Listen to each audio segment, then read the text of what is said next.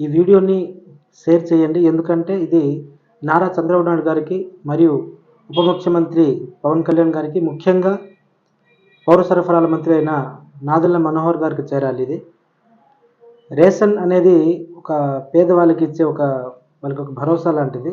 కానీ దాంట్లో కూడా చిన్న చిన్న తప్పులు చేయడం వల్ల అది సమూహంగా కలిపితే చాలా పెద్ద తప్పుగా మారుతుంది. ఉచితంగా ఇస్తున్న బియ్యంతో పాటు పంచదార మరియు పప్పు అనేది ఈ సంక్రాంతికి ఇవ్వడం జరుగుతుంది.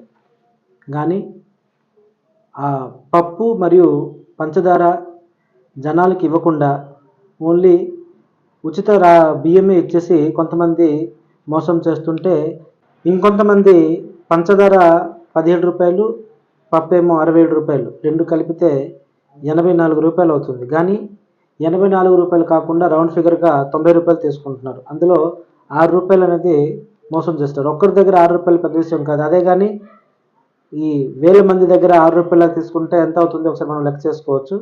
ఇంకొంతమంది అయితే అది 100 రూపాయలే తీసుకుని మిగతా 10 రూపాయలకి ఏదో ఒక చిన్న వస్తువు ఇచ్చేస్తున్నారు.